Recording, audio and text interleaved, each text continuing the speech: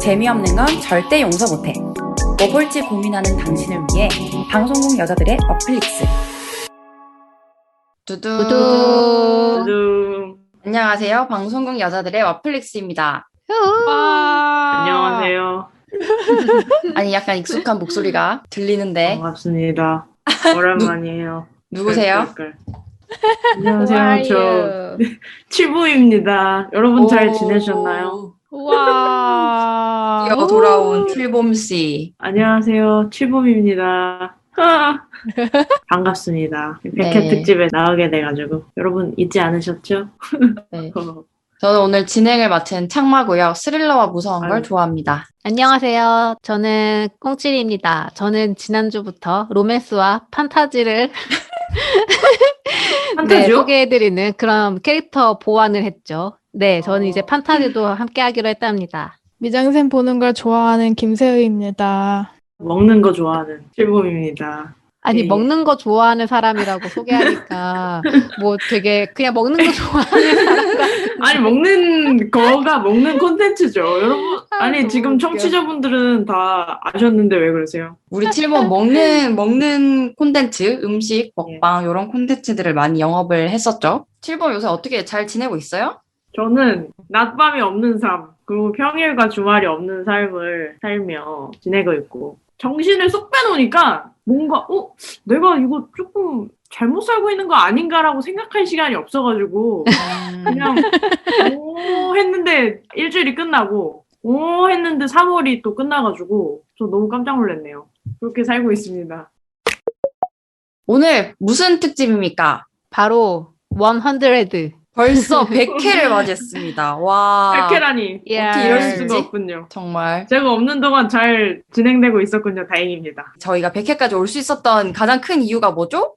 바로 청취자분들의 어떤 플레이 아니겠습니까? 그래서 100회도 청취자분들하고 같이 만들어가는 방송을 한번 해보자라는 취지로 저희가 설문조사를 받았었어요. 그래서 많은 분들이 응답을 해주셨는데 저희가 드렸던 질문이 첫 번째는 우리 와플릭스에게 추천하는 콘텐츠들, 영업을 저희에게 역으로 해달라고 부탁을 드렸었고, 두 번째는 TMI, 저희 4명의 궁금한 것들을 받았습니다. 왠지 이 모든 것들을 진행을 하면 굉장히 오늘 녹음이 길어질 것 같아서 나눠서 방송이 올라가지 않을까 싶은데요. 처음 저희가 같이 이야기할 것들은 역으로 저희가 영업당했던 것들을 저희 4명의 캐릭터에 맞게 저희가 직접 본 다음에 다른 청취자분들에게도 영업을 하려고 합니다. 그래서 간단하게 어떤 추천이 있었는지 말씀을 드리려고 하는데요. 이런 것도 있었습니다. 델마와 루이스를 추천해 주신 분도 있고요. 그거 우리 안 했어요?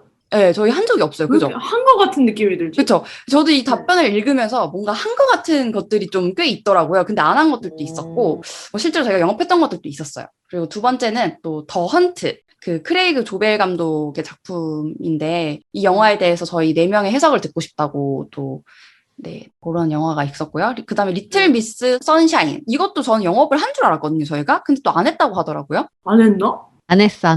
그래서 좀 왠지 이건 꽁치나 막 새우가 영업을 했을 것 같은 그런 느낌이었는데 맞아. 뭔가 아니었고, 그리고 또 이제 응답 중에서 두 교황 딕 존슨이 죽었습니다. 그리고 필이 좋은 여행 한 입만.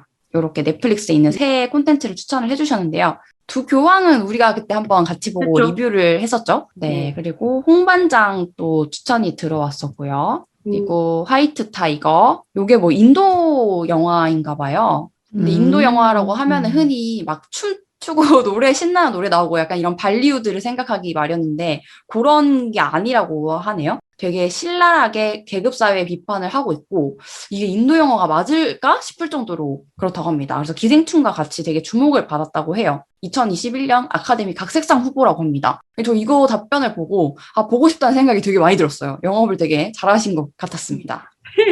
그리고 실버 라이닝 플레이북. 요거는 꽁치가 옛날 영업을 했었죠. 꽁치가 그렇죠. 네, 맞아요. 이거 저도 되게 재밌게 봤었는데 요 추천도 있었고요. 그리고 판소리 복서와 서울 연애 또 추천을 해주셨습니다. 그 외에 어텀먼트, 불한당, 중경삼림, 소공녀, 파이트클럽, 미성년, 스틸라이프, 마담 사이코, 걸스 오브 막시, 더 소사이어티, 로켓맨 이렇게 많은 추천들이 들어왔습니다.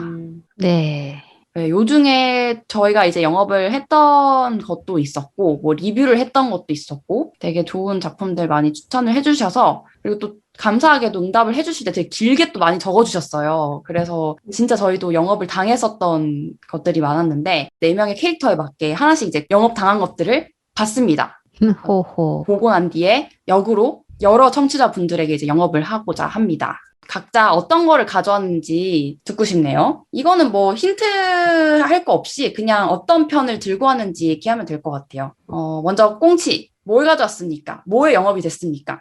아, 네. 저는 오텀먼트를 영업해 보려고 합니다. 오, 그러면 세훈은요? 저는 더 헌트를 가지고 왔습니다. 다 같이 보면 더 좋을 것 같긴 했는데 어쨌든 이번에 제 영업을 하고 저의 영업을 들으시고 여러분들이 뭔가 혹하시면 나중에 아예 같이 얘기를 하는 것도 괜찮을 것 같아요. 오, 왜 그런지는 이따 들어보도록 할게요. 네. 예. 그리고 칠봄은 과연 우리 오랜만에 온 칠봄은 뭐에 영업을 당했나요? 저는 앞에 그 리스트를 들어보셨으면 아시겠지만 바로 그겁니다. 아, 필이 좋은 여행 한 입만.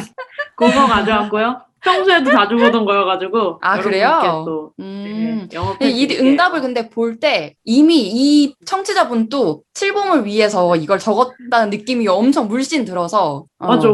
감사해요. 저를 위해서 막 먹는 거 하나 적어주셔가지고. 그렇습니다. 그리고 마지막으로 저는 너무너무 영업을 당했는데 바로 더 소사이어티입니다.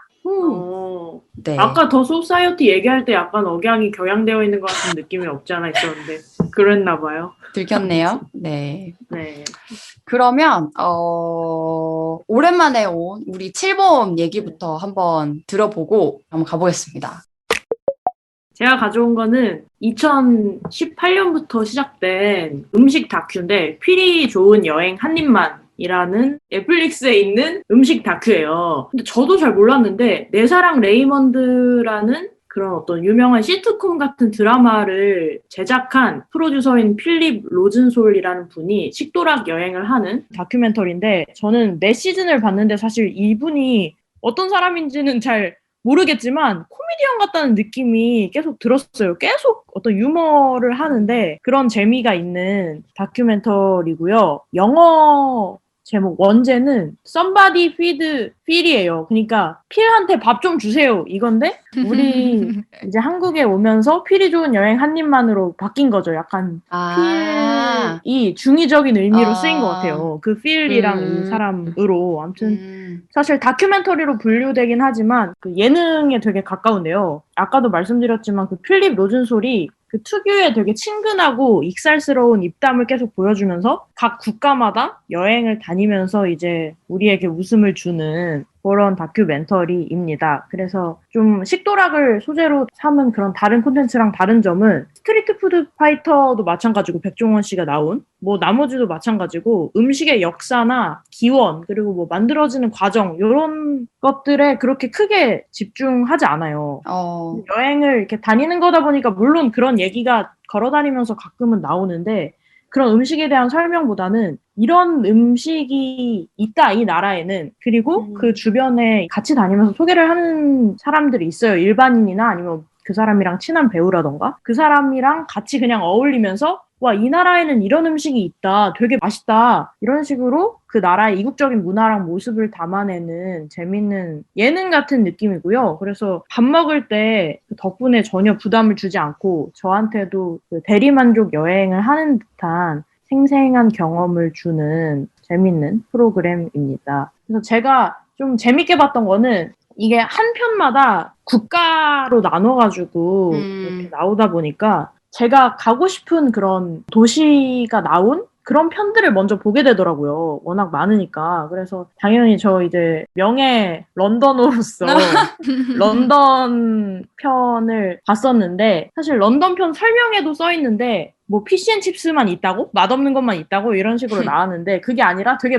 맛있는 것들을 많이 찾으러 다니시더라고요. 그리고 제가 런던 여행했을 때 갔던 뭐 버로우 오. 마켓이라던가 그런 시장에 가가지고 또 먹는 모습을 보면서 아 진짜 이거 빨리 코로나 끝나야지 저길 가는데 이러면서 되게 재밌게 봤었던 기억이 있고요. 또 여기 서울이 나와요. 서울편이 시즌 3에. 서울에는 서울에 와가지고 궁금하다. 뭐를 또 이제 먹었을까 하면서 봤는데, 치맥도 먹고, 뭐 부대찌개도 먹고, 대게도 먹고, 게 등딱지에 볶음밥 비벼 먹고, 그리고 즉석떡볶이 가가지고 국물에 밥 볶아 먹고, 잘 거의 먹었네. 진짜, 네, 한국인의 그런 진짜 음식과 문화를 외국인의 시각으로 체험을 한 거죠. 이미 전부 알고 있는 맛인데, 괜히 또 먹고 싶어지더라고요. 그 삼청동에 수제비 되게 맛있게 하는 데 있거든요. 제가 자주 가는 데인데, 알아요. 거기 또 가셔가지고 그거 먹고 해갖고, 좀 특이한 게 대한항공이 아마 제작 지원을 해줬나 봐요. 대한항공 기내식 같은 거를 먹어보고 그 항공 라운지에서 먹을 수 있는 그런 밥 같은 것도 먹고 야무지게 드시더라고요. 그 서울편에서 저희가 알고 있는 에릭남이랑 모델 아이린이 나와가지고 같이 또 소개를 해주는 장면이 있어요. 그래서 그분들을 보면서 케이팝 얘기도 하고 한국 하면 케이팝 아니겠습니까? 그런 얘기하면서 또 쏠쏠하게 재미를 찾아보시는 건 어떨지.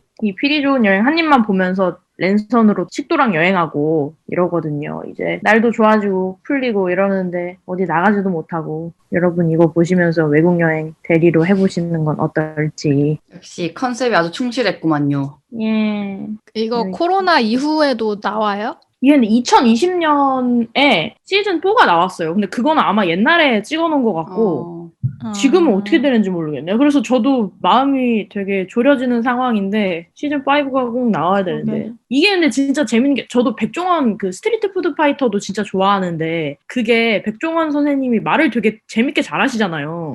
이분도 되게 유머가 있어. 근데 제가 좀 미국 문화를 더 알았다면 재밌는 그런 것들이 있는데 봐보세요. 그 시즌마다 1시간 정도 되고 한 회당. 아, 기네요? 네, 길어요. 거기 도시 가가지고 다 먹어보는 거니까.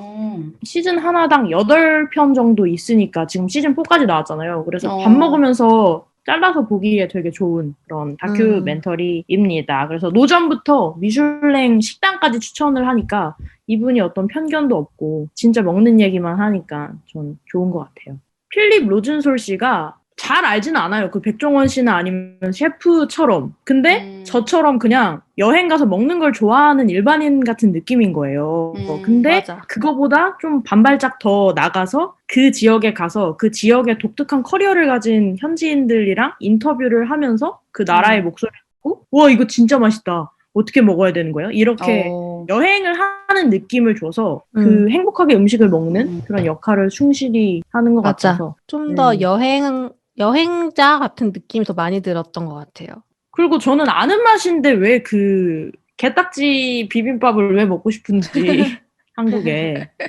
그게 참 맛있어가지고 아는 맛이 무섭지 뭐. 네, 맞아. 그거 끝나고 그 게장 배달의 민족으로 시켰습니다.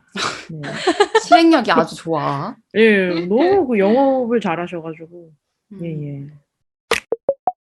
두 번째로는 궁금했던 게 아까 이 영화를 보고 4명의 해석을 다 들어보면은 뭔가 재밌을 것 같다. 같이 얘기해보면 재밌을 것 같다고 했던 세우의 더 헌트 들어보겠습니다.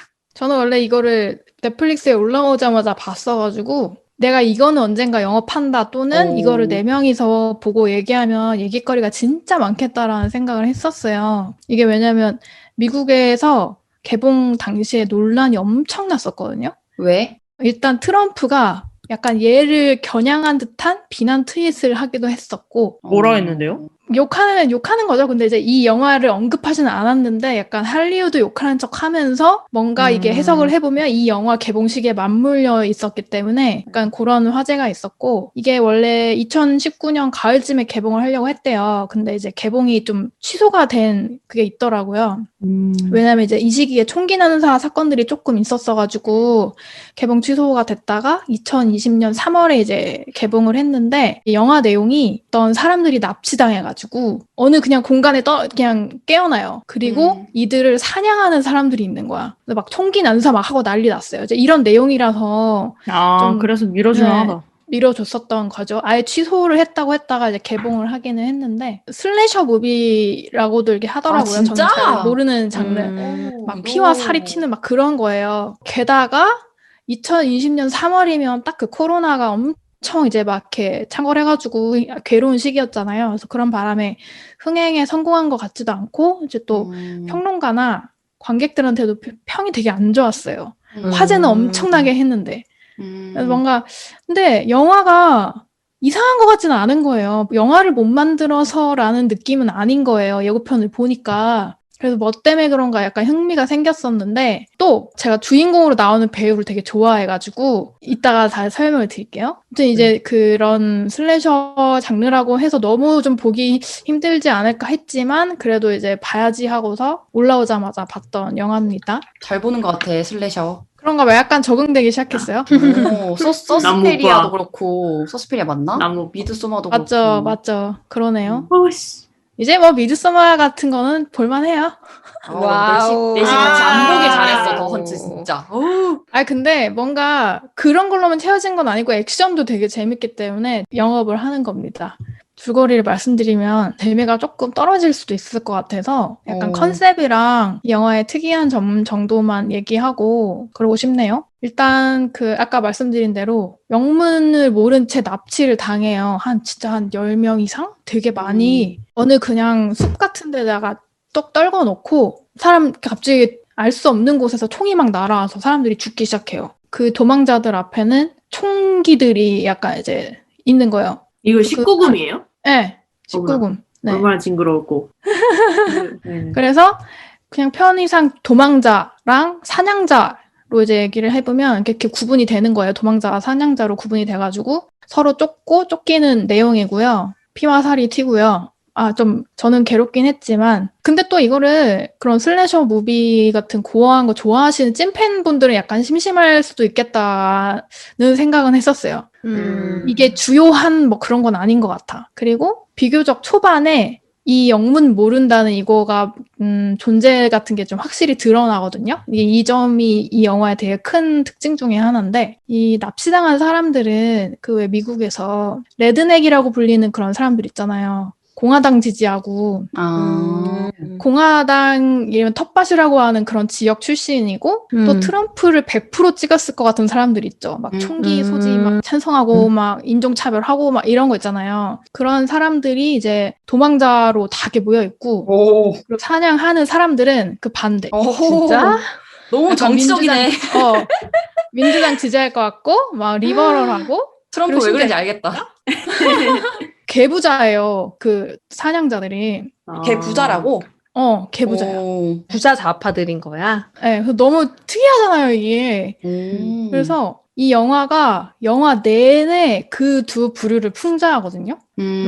모두 까는 영화라는 뭐 평도 많고 그래서 이제 양쪽의 지지자들이 다 욕을 하는 거야. 한 영화를. 그래가지고 흥행이 안 됐나? 이게 영화가 한쪽으로 치우친 느낌이 아니고 다 욕해요.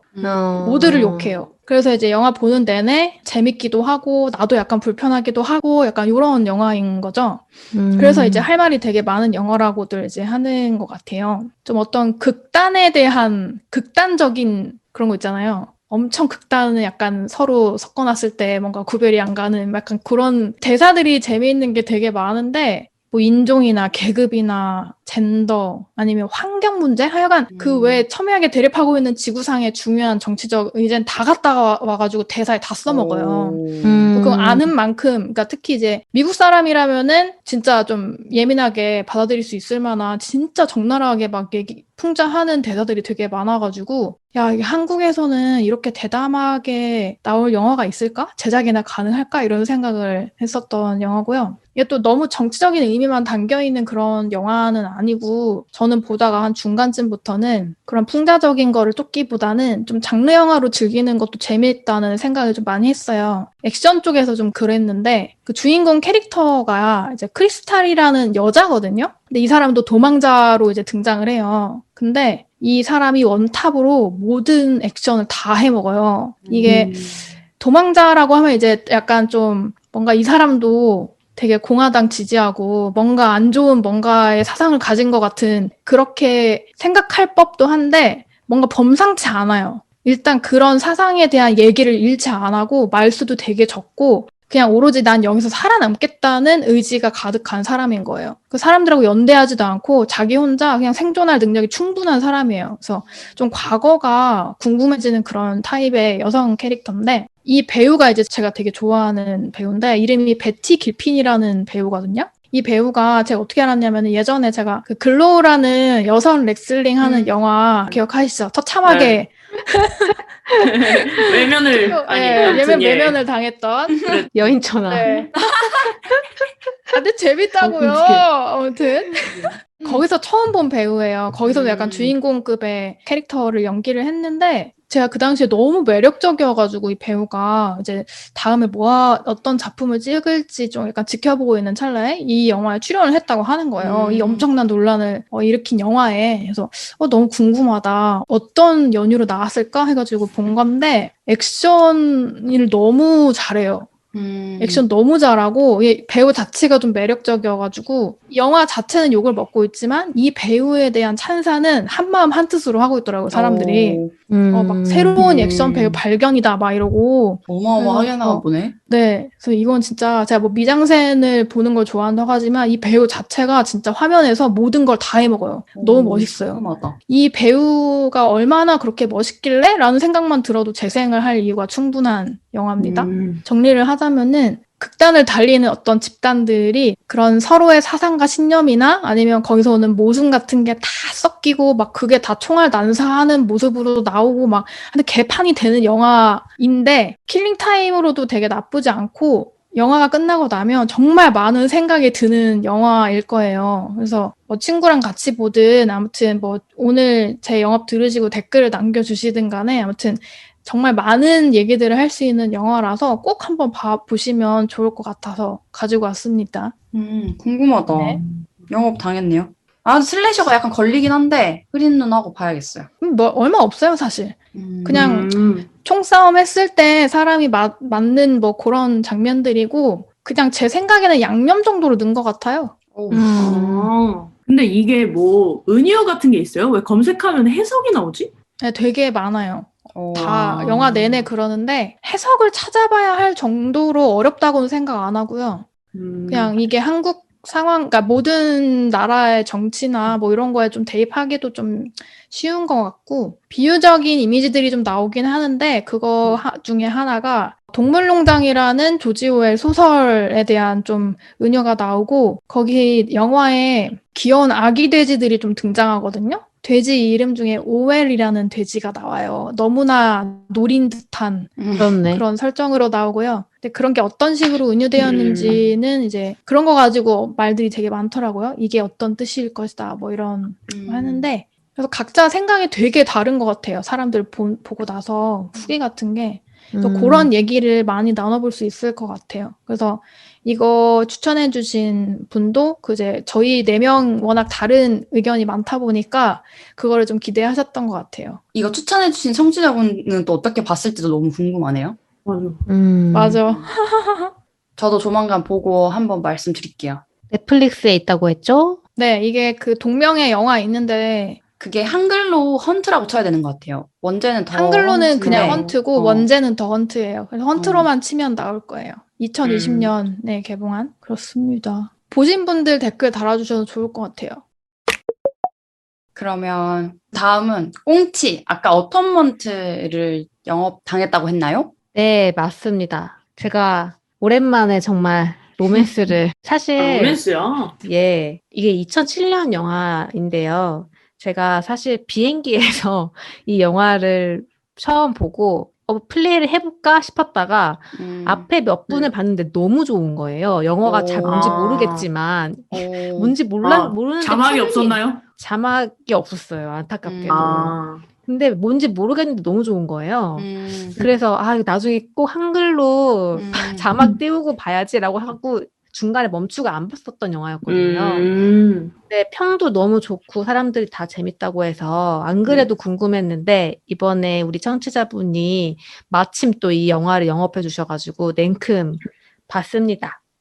역시 되게 좋았고 진짜 오랜만에 로맨스를 봤는데 제가 되게 좋아하는 로맨스였어요. 그러니까 제가 되게 좋아하는 로맨스라는 게 뭔가 어떤 개인이 어떻게 막 어떻게 할 수 없는 그런 휘말리고 막 시대에 휘말리고 이런 거 되게 괴로워, 좋아하잖아요.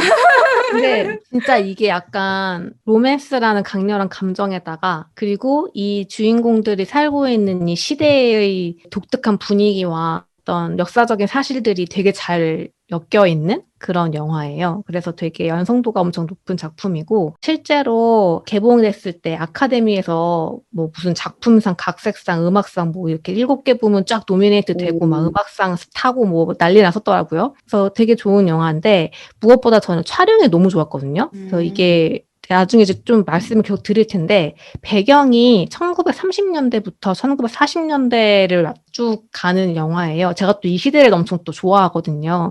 이 시대를 엄청 약간 서정적으로 이제 그려내는데 특히 전쟁 직전에 어떤 잠깐 행복했던 어린 시절에 나오는데 이 부분이 화면이 너무 예뻐요. 막 빛이라던가 뭐 촬영 구도라던가 미장센이 너무 좋아가지고 와 너무 멋지다 했는데 알고 봤더니 약간 이 1930년대를 찍을 때 카메라 렌즈에다가 스타킹을 씌우고 했다고 우와. 하더라고요.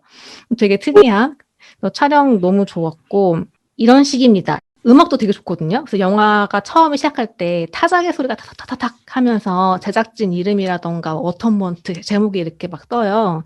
근데 이게 그냥 효과음이 아니라 바로 곧이어 나타나는 첫 화면에 타자 치는 소녀랑 이렇게 연결이 되거든요. 그러니까 이런 식으로 중간중간에 나오는 그 타자 소리가 사운드 트랙이랑 연결이 되게 잘 돼 있어요. 그래서 뭔가 내가 소설 속에 약간 들어가 있는 그런 느낌을 음악으로 엄청 잘 표현하고 있는 그런 작품이기도 합니다. 주인공이 글 쓰는 걸 너무 좋아하는 소녀예요. 그래서 이야기는 이렇게 시작이 돼요. 이름이 브라이온이라는 애인데 얘가 13살이거든요. 처음으로 자기 인생의 희곡을 완성시키는 날이 영화의 첫 시작이에요.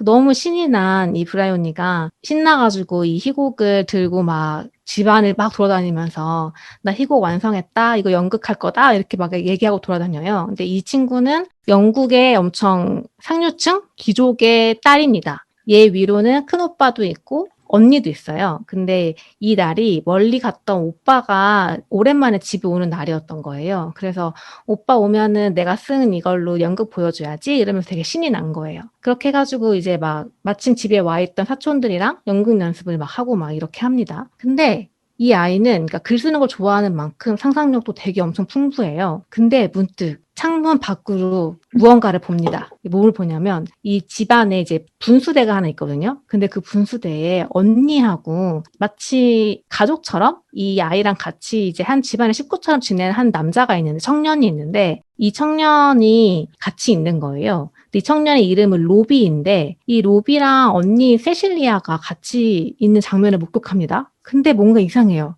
뭔가 둘이 투닥투닥 하더니 언니가 그 분수대에 꽤 물이 깊은데 그 분수대로 옷을 싹 벗고서 물로 풍덩 뛰어드는 거예요. 그래서 뭐지? 이러고 봤는데 언니가 조금 있다가 다시 나와요. 근데 물에 젖어 있으니까 약간 슬립 같은 게 몸에 착 붙어가지고 그러니까 언니가 거의 약간 알몸으로 그 로비 앞에 딱 선 거예요. 그래서 뭔가 이 어린 소녀의 눈으로 보기에도 뭔가 이상해. 그래서 언니랑 저 로비 오빠가 뭐지? 이런 생각을 하면서 혼란에 빠집니다. 근데 그러고 나서 좀 있다가 오후에 로비가 집에 이렇게 자기네 집에 오는 길에 얘를 부르는 거예요. 브라이오니를 불러가지고 편지 하나를 주면서 너네 언니한테 이 편지 좀 갖다 줘. 이렇게 얘기를 하는 거예요. 그래서 얘는 그 편지를 들고 막 언니한테 가려다가 몰래 이 편지를 읽어봐요. 근데 그 편지에 나는 꿈에 이거 너무 19금이네. 오. 괜찮겠지? 어머나, 뭔데요? 편지에 이런 글이 써 있는 거예요.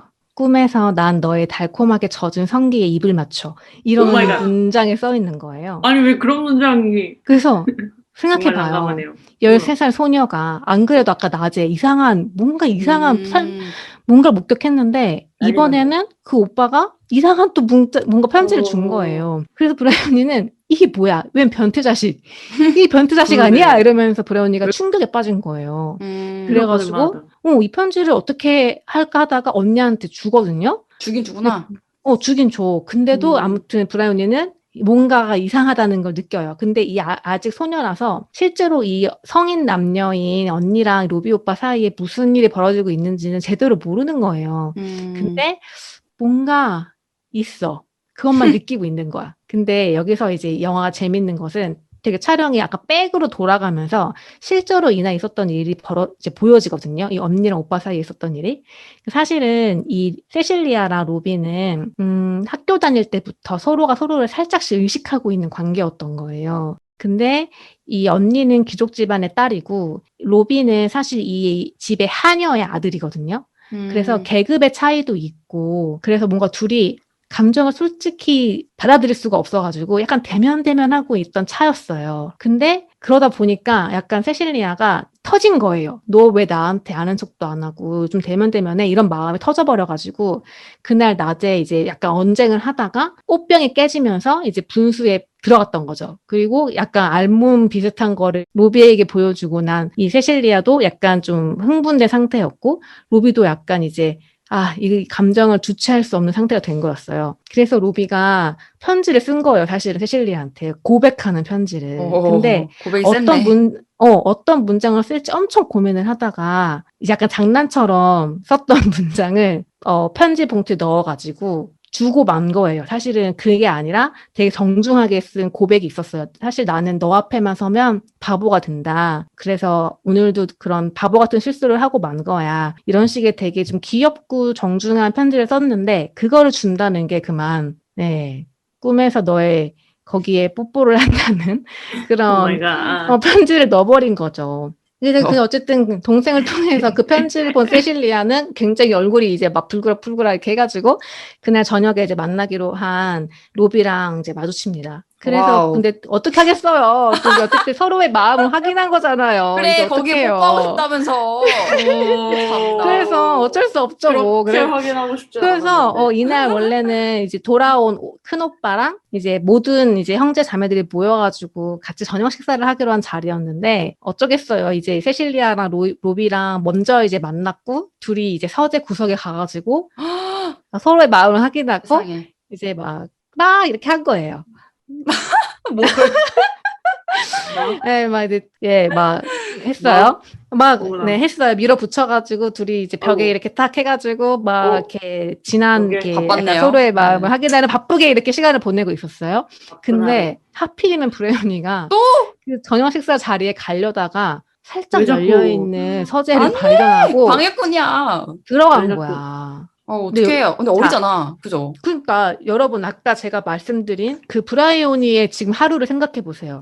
얘 얼마나 지금 충격받았겠어요. 그래. 로비 오빠가 변태였어 라고 생각했는데 서재 문을 열었더니 오빠가 언니를 밀어붙여가지고 언니가 뭔가 지금 당하고 있는 것 같이 보이는 거예요. 세상에. 그래서 브라이오니가 너무 충격을 받아가지고 우두커니 서버려요. 근데 그 모습을 본 세실리아랑 로비도 얘한테 뭔가 설명을 어떻게 할 수가 없어서 그냥 옷을 이렇게 잘 갖춰 입고 다시 나와요.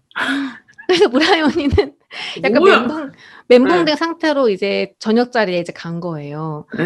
근데 여기서부터 이제 비극이 시작됩니다. 저녁을 이제 한참 이제 막 맛있게 먹고 있었는데 브레온이는 약간 정신을 못 차린 상태에서 저녁을 끝까지 먹지 못하고 약간 실언 같은 거를 해가지고 엄마가 너 집 방에 올라가 해가지고 브레온이가 방에 가봐요. 근데 문제는 이 집에 지금 사촌들이 와 있었다고 했잖아요. 근데 그 사촌들이 위에 누나가 한 명이 그 밑에 쌍둥이가 둘이 있었거든요. 남자애들이. 쌍둥이 둘이서 집을 나갔다는 거예요. 갑자기? 세실리아한테 편지를 남겨놓고 자기네들은 집을 떠난다 이렇게 해가지고 애들이 집을 나간 거예요. 그래서 가족이 이제 뒤집혔죠. 그래서 밥을 먹다가 사람들 다 나와가지고 이제 이 쌍둥이를 찾으러 나갔어요. 근데 그 사이 일이 하나 벌어집니다. 이 오늘 먼 곳에 갔다가 돌아온 큰오빠가 친구 한 명을 데리고 와 있었어요. 근데 이 친구가 초콜릿 공장을 운영하는 아저씨인데 약간 느끼하게 생겼거든요. 근데 바로 그 사람이 이제 우리의 셜록 베네딕트 컴버배치예요. 아유, 근데 느끼한. 느끼하게 생기게 코스염 이렇게 붙이고 나와요. 근데 이 아저씨가 그날 낮에도 뭔가 이 사촌 삼남매, 그러니까 쌍둥이의 언니랑 뭔가가 있었거든요. 근데 다들 이 쌍둥이를 찾으러 가는 정신없는 사이 초콜릿 공장 사장님이 쌍둥이의 네? 언니를 강간한 거예요. 괴롭다, 괴로워. 근데 뭐야. 그거 누가 봤냐? 브라이오니가 본 거예요. 그래서 브라이오니는 근데 그 순간 어두워가지고 순간 그 남자가 로비라고 생각한 거예요. 에? 그러니까 얼굴이 잘 안 보였어. 근데 진짜? 이 영화를 개꿀이다. 보는 모든 관객들은 저것은 로비가 아니라, 그러니까 이건 스포가 아니에요. 로비가 아니라 초콜릿 공장 사장님이라는 걸 모두 다 아는 사실이었는데, 브라이언이는 지금 오늘 하루 종일 겪은 그 일들 때문에 이 남자가 오 마이 무조건 갓. 로비라고 생각해버린 거야. 오 마이 갓. 헐. 그래서 브라이언이가 집에 돌아와가지고 온 가족들한테 얘기를 합니다. 로비 오빠가 사촌 언니를 강간했다. 이렇게 된 거예요. 이런. 그래서 어떡하겠어요. 지금 로비는 이 집안 하녀의 아들이라고 했잖아요. 얘를 누구도 두둔해주지 않는 거예요. 그래서 세실리아의 세실리아는? 마음은 무너지는데 너무나 명확하게 내가 봤다. 내가 두 눈으로 봤다. 로비다. 라고 얘기를 증인이 나와버리니까. 그래서 정말 너무나 어이없게도 이 로비가 그날 경찰서에 잡혀가서 감옥에 가버려요. 그러면 이게 저기 초콜릿 공장 놈은요? 초콜릿 공장 놈은 아무것도 그냥 넘어가는 거지. 사촌 언니는? 사촌 언니도 사촌 누나는 할수 없- 정확하게 내가 누구한테 강간 당했는지 모르지만 누구한테 당했는지 몰라요? 깜깜한 밤이었거든요. 그래서 모르는 거예요. 나는 정확하게 누군지 모르겠다라고 이야기를 하거든요. 근데 브라이언이가 확실하게 무조건 로비 오빠였어. 난 봤어. 이렇게 얘기해버리니까 그냥 로비가 강간범이 돼버린 거예요. 이게 그 스타킹으로 카메라 렌즈를 씌워가지고 아름답게 찍은 1930년대의 내용입니다. 오 마이 갓. 근데 이게 여기서부터 되게 재밌어지는데요. 이 어톤먼트라는 게 무슨 뜻이냐면은 속죄, 죄값이라는 뜻인 거예요. 저도 이거를 영화 다 보고 나서 알았거든요. 뭐에 대한 속죄일까?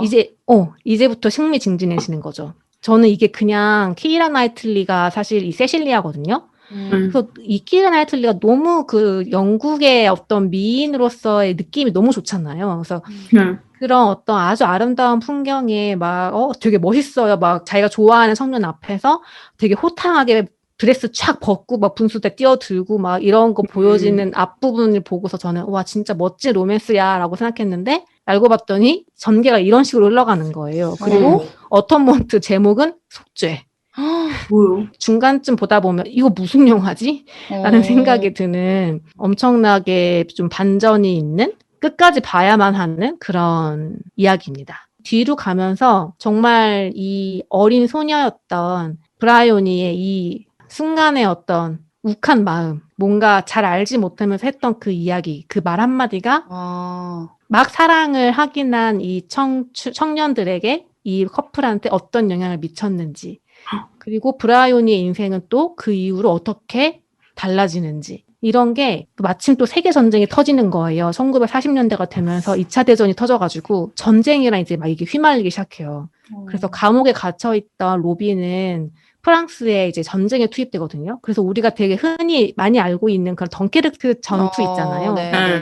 그런 전투 씬에 얘가 이제 간 걸로 나오거든요. 그래서 거기에도 엄청 멋있는 촬영씬이 나와요. 진짜 막 되게 롱캐로 해가지고 쫙 이렇게 찍은 난리난 그 전쟁의 지옥 같은 그 전쟁을 찍은 그런 장면부터 시대와 이 거짓말과 이 사랑이 막 섞여 들어가는 게 후반부에 나오기 시작을 합니다. 브라이오니의 속죄인가? 이 이야기가 어떻게 흘러가는지는 끝까지 이제 보시면 되고요. 보면서 정말 이 무슨 어처구니 없는 사랑이람라는 생각을 저는 굉장히 많이 했었고, 촬영, 음악, 배우 다 굉장히 너무 좋은 되게 웰메이드 영화입니다. 이게 소설이 원작이라서 소설도 되게 재밌을 것 같다는 생각이 들고, 키이라 나이틀리의 연인 로비는 제임스 맥커보이예요. 아시죠? 그 엑스맨의 그 프로페서 X 젊은 시절로 나왔던 그 배우고, 그리고 브라이오니는 우리의 작은 아씨들에 나왔던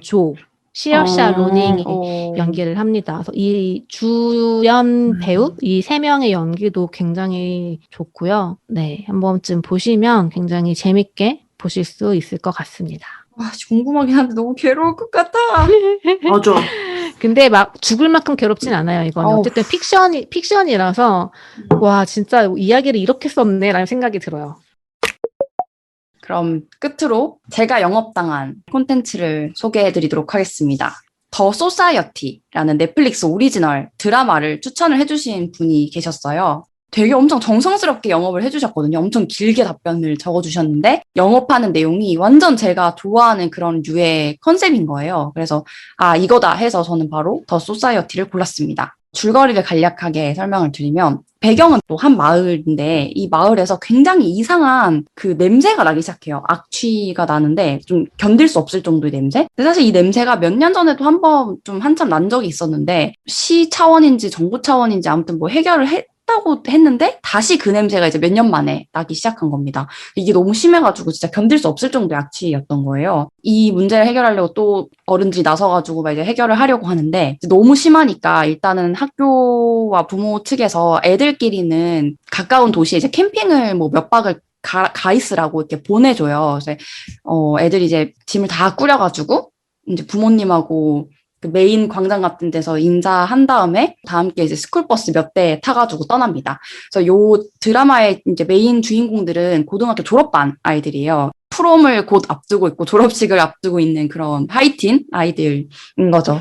그래서 이제 스쿨버스를 한 4-5대 나눠 타고 이제 떠나요. 근데 그날 하필 폭우가 엄청 쏟아지는 거예요. 그래서 가다가 그러니까 폭우로 인한 낙석 때문에 앞이 이제 도로가 다 끊겨가지고 이제 갈 수 없는 상황이 된 거죠. 그래서 결국 차를 돌리고 맙니다. 그래서 다시 이제 자기 악취가 나는 마을로 돌아와서 그 버스를 탔던 광장 같은 곳에 다 같이 내리게 돼요. 근데 좀 이상한 거예요. 뭔가.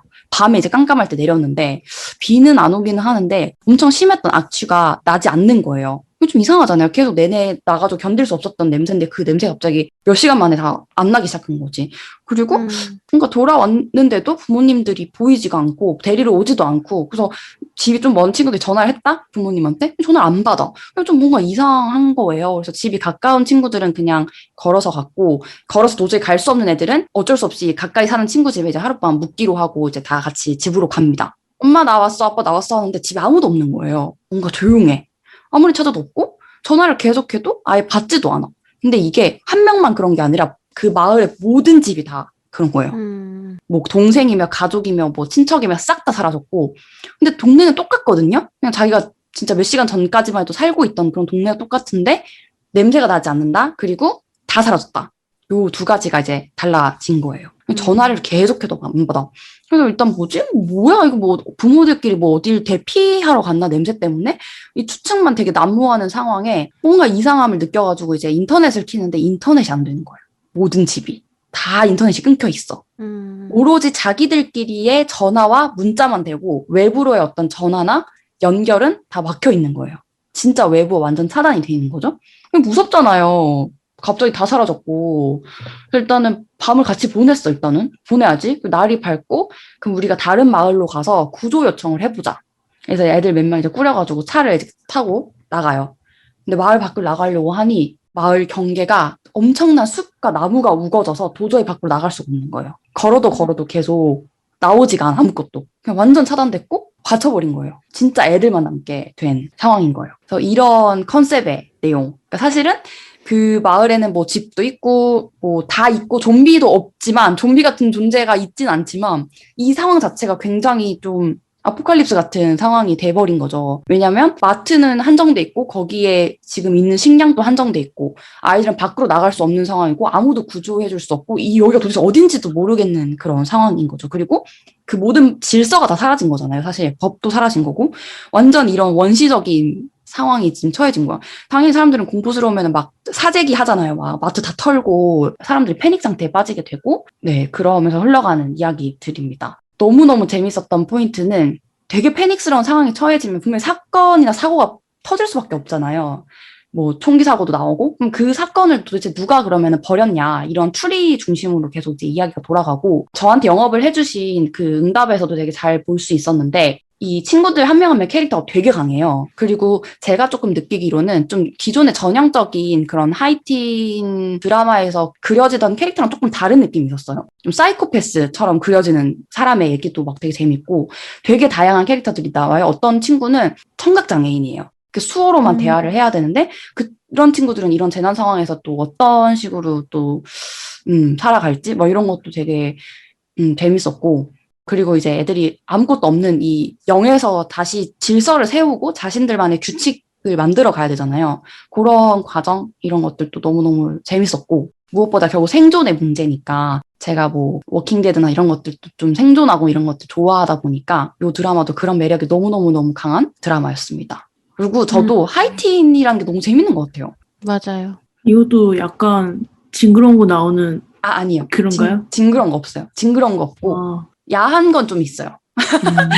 좀 깜짝 놀랐습니다. 알겠습니다. 네, 항상 빠르다. 어디 우리나라보단 항상 그래. 뭔가 빠르다. 게다가 부모도 없잖아요. 외국 하이틴은 네, 집 다 비어 있잖아. 뭐 부모 없고 뭐 아주 뭐 난리 나죠. 뭐, 예, 막 그리고 이게 막 그냥 갑자기 애들이 막 어른들이 사라졌다가 아니라 되게 그러니까 추측을 많이 하게 되는 거예요. 그러면 그 살아남는 것과 별개로 이 지금 집은 뭐냐, 이 마을이 왜 다 사라진 거냐, 뭐 진짜 부모들이 뭐 대피를 간 거냐, 아니면 드라마 안에서는 평행 우주 있잖아요. 그런 컨셉 얘기도 나와요. 추측하는 것 중에 하나로.